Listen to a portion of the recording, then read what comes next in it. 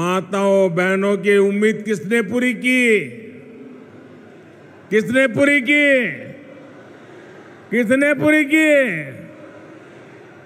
ये आप मुझे बताइए, किसने महिलाओं को आरक्षण दिलवाया? महिलाओं को आरक्षण किसने दिलवाया? आपका जवाब गलत है।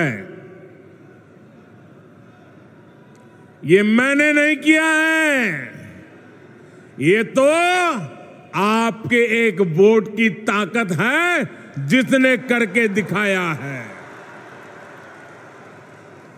आपके एक वोट ने मुझे चुना और मैंने आपकी सेवा की गारंटी दी। आज आपकी ये गारंटी मैंने पूरी कर दी है। मैं राजस्थान अनेकों बार आया हूं, मैं कह सकता हूं अनगिनत बार आया हूं, लेकिन इतनी बड़ी तादाद में माताएं बहनें आकर के आशीर्वाद दे, ये अपने आप में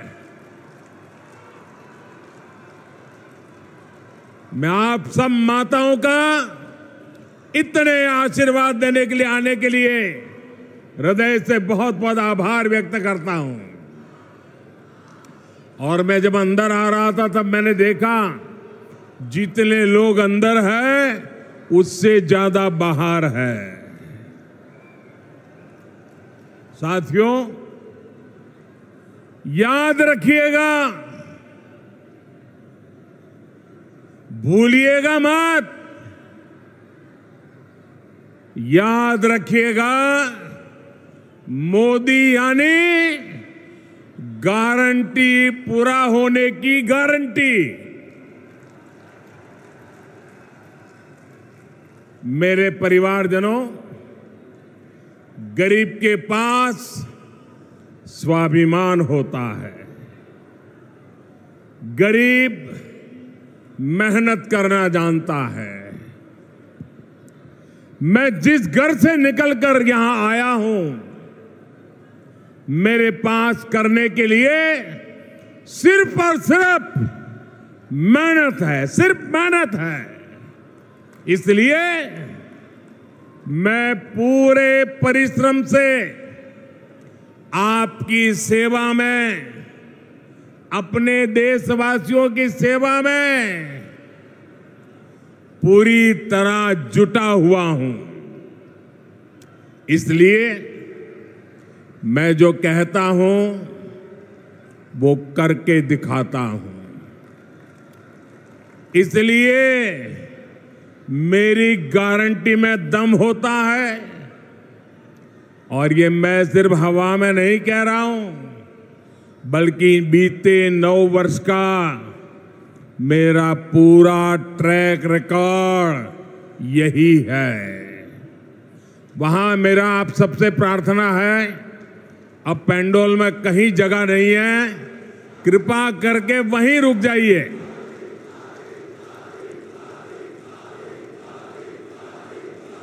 आप जहां हैं वहीं रुकिए। मैं आपके प्यार के लिए आपका बहुत बहुत आभारी हूं। बहुत बहुत धन्यवाद आपका।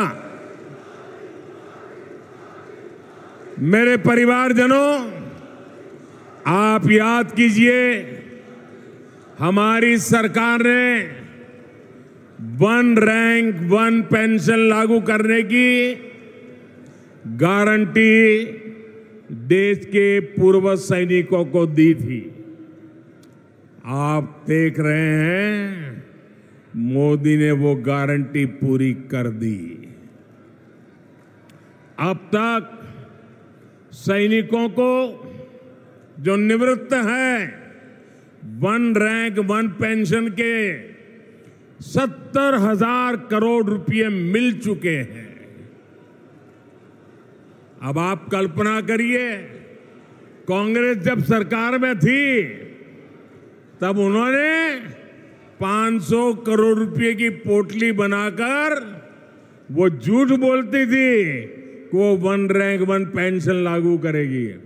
कहां 500 करोड़ और कहां 70,000 करोड़। ये भाजपा सरकार है जिसने 70,000 करोड़ रुपए देकर 1 रैंक 1 पेंशन को लागू किया है। साथियों, जब नीयत साफ होती है, जब खुद पर भरोसा होता है, तो गारंटी पूरी करना सरकार की पहचान बन जाती है। हमने भ्रष्टाचारियों के विरुद्ध कड़ी कार्रवाई की गारंटी दी थी। आज देश के भ्रष्टाचारियों पर कानून का जो डंडा चल रहा है, वो सब देख रहे हैं। आप मुझे बताइए, भ्रष्टाचारियों पर कदम उठाने चाहिए कि नहीं उठाने चाहिए? कड़ी कार्रवाई करनी चाहिए कि नहीं करनी चाहिए? इस देश से भ्रष्टाचार को खत्म करना चाहिए कि नहीं करना चाहिए? साथियों, 3 तलाक के चलते मुस्लिम बहनों के साथ अन्याय कई पीढ़ियों से हो रहा था। उम्मीद की कोई किरण नहीं दिखती थी,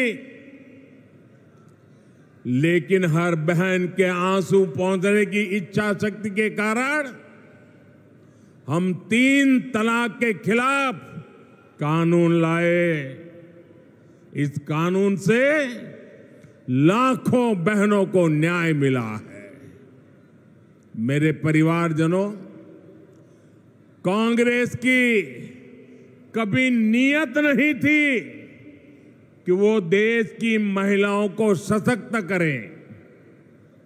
जो कांग्रेसी आज महिला आरक्षण की बातें कर रहे हैं, ये काम वो 30 साल पहले कर सकते थे। जब जब मौका मिला तब कर सकते थे। लेकिन सच्चाई ये है कि कांग्रेसी कभी चाहते ही नहीं थे कि महिलाओं को 33% आरक्षण मिले। आज भी अगर ये नारी शक्ति वंदन अधिनियम के समर्थन में आए हैं, तो मन से नहीं आए, बल्कि ये आप सभी बहनों के दबाव के परिणाम सीधी लाइन में आए हैं। और इसलिए मेरी माताओं बहनों, आपको याद रखना है, मेरी हर बहन बेटी को याद रखना है, कांग्रेस और उसके घमंडिया साथी महिला आरक्षण के घोर विरोधी है। नारी को सशक्त करने के इतने बड़े फैसले को भी वो भटकाने में लगे हैं। जिन्होंने यूपीए सरकार के दौरान ये बिल रोका था, कांग्रेस के वही साथी उस पर अभी भी दबाव बना रहे हैं। इसलिए राजस्थान की बहनों को, देश की बहनों को बहुत सतर्क रहना है। मेरे परिवारजनों, राजस्थान तो गौरवशाली इतिहास और परंपराओं की भूमि है। यहां के कण कण में गौरव गाथाएं हैं। महाराणा प्रताप, महाराजा सूरजमल से लेकर राणा सांगा, राणा कुंभा तक, वीर दुर्गादास राठौर से लेकर गोविंद गुरु तक, मीराबाई, पन्ना धाय, रानी पद्मिनी से लेकर अमृता देवी, कालीबाई, कनबाबाई तक ऐसे अनेक संतानों ने एक महान सनातन धरोहर हमारे लिए छोड़ी है।